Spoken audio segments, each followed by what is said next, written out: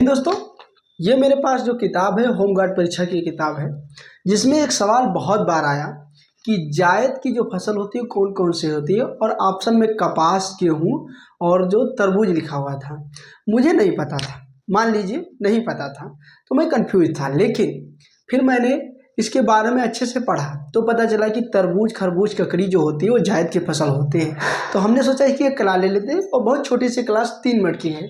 तो पहले पढ़ लीजिए कि जो हमारी फसल होती है उसे 3 भागों में बांटा गया है। जो रबी फसल है, खरीफ फसल है और जायद की फसल है।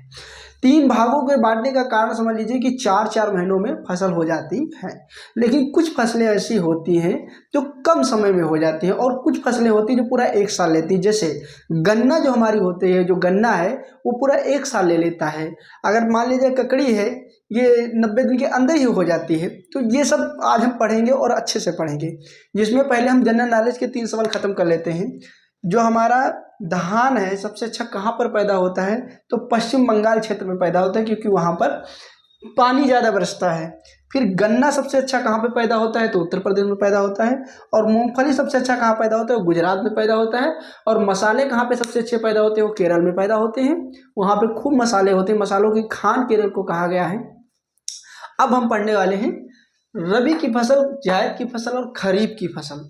पहले तो था जो हम जहाँ जहाँ पढ़े इंडेक्स में, वहाँ पे दिख रहा था कि रबी, खरीफ, जायद। लेकिन मुझे लगा कि बच्चों को पढ़ने में दिक्कत होगी, इसलिए मैंने एक सीरियल वाइज बनाया कि इधर अक्टूबर से शुरू करें, फिर अप्रैल में आए, फिर अक्टूबर तक पहुँचे, और ये सबसे अच्छा रहता है। तो पहले समझिए आप, जो रबी की फसलें होती हैं, रबी की फसलें की जो बुआई होती है अक्टूबर से होने शुरू हो जाती है। अक्टूबर में होना शुरू होता है और ये फरवरी, मार्च, अप्रैल तक कटने लगती हैं। हम अप्रैल की बात क्यों कर रहे हैं और मार्च की बात क्यों कर रहे हैं, क्योंकि जो आलू है, आलू इस समय एकदम खुद चुका है, पूरा एकदम खत्म हो चुका है। मेंथा जहाँ जहाँ रोपा जाता है वहाँ पे रोपाई भी होने लगी है और ये रोप चुके हैं। लेकिन कुछ ऐसी सब्जियां हैं जो अभी पकने में कुछ समय ले रही हैं। जैसे गेहूं है, गेहूं कटते कटते मई लग जाएगी। नहीं मई लगेगा तो ये जो हमारा महीना है, इस महीने के बाद अगला महीना भी लग जाएगा। तो इसलिए जो हमारा अक्टूबर में बुआई हुई है वो फरवरी, मार्च, अप्रैल तक हमारी फसलें कटती हैं। जिसमें फसलें क्या क्या हैं, फसल है गेहूं, जौ, चना, मटर, सरसों, राई, तंबाकू, आलू। मैंने इसीलिए 4 महीने लिए हैं, क्योंकि ये इंडेक्स पहले से बना हुआ है, बस इसको समझना है। 4 चीज़ें हैं 4 महीनों में। जो है उसमें गेहूं सबसे लेट हो रहा है, जौ वो भी थोड़ा सा लेट हो रहा है, चना, मटर इसकी तो मतलब जो कटाई हो रही है। सरसों और आलू खत्म हो चुका है लगभग लगभग क्षेत्रों में। जहाँ पे पीछे था उसका नहीं बता सकते हैं, लेकिन जिन क्षेत्रों में या उत्तर प्रदेश में जिन क्षेत्रों में आलू की बुआई टाइम पर हो चुकी थी, वो इस समय खुद कर स्टोर जा चुके हैं। तो ये था हमारा रबी फसल।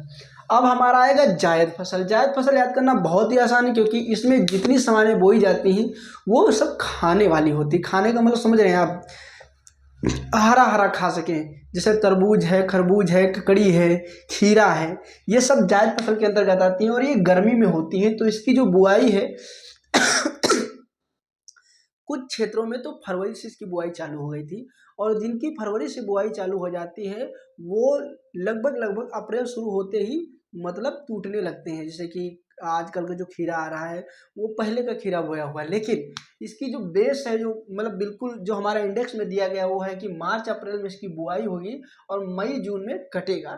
और ये उन व्यक्तियों का है जो काश्तकार नहीं है, किसान लोग हैं। क्योंकि काश्तकार होते हैं वो अपना फसल अगमन बोते हैं, अगमन काटते हैं, अगमन बोते हैं, अगमन काटते हैं। लेकिन जो किसान होते हैं उनको नियत प्रतिनियत चलना होता है। तो ये इंडेक्स के सहारे जो चलते हैं वो तरबूज, खरबूज, ककड़ी, मेंथा।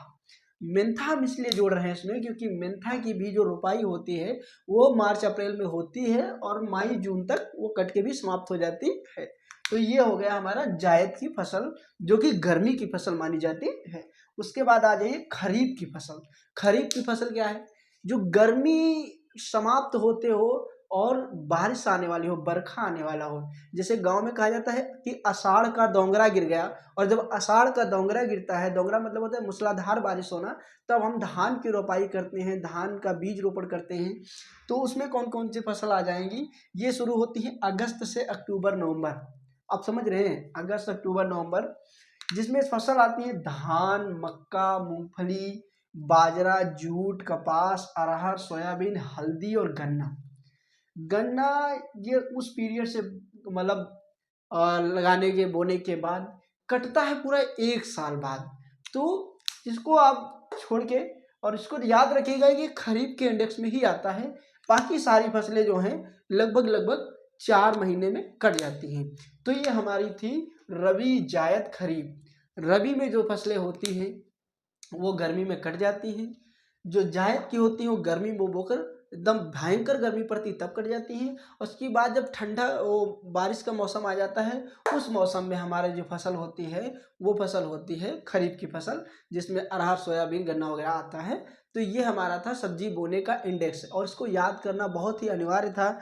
उसका कारण मैंने आपको पहले ही बता दिया, क्योंकि मैं जब इस किताब को पढ़ रहा था तो इसमें एक सवाल आया, और वो सवाल मैं आपको दिखाऊंगा भी। ये सवाल नंबर 45 मैं आपको जोड़ दूंगा। सवाल नंबर 45 ये आया था कि निम्नलिखित में से किसकी खेती भारत में जायद फसल के रूप में की जाती है। ऑप्शन में थे कपास, गेहूं, तरबूज और सोयाबीन। तो जो हमारा आंसर सही होना चाहिए था वो तरबूज होना चाहिए था, लेकिन मुझे उस समय कुछ याद नहीं था, इसलिए वो मेरा सवाल आंसर गलत हो गया था। लेकिन अब ये आपका गलत नहीं होगा, क्योंकि आप हमसे पढ़ चुके हैं। तो एक बार इसका नोट बना लीजिएगा। जय हिंद, जय दोस्तों।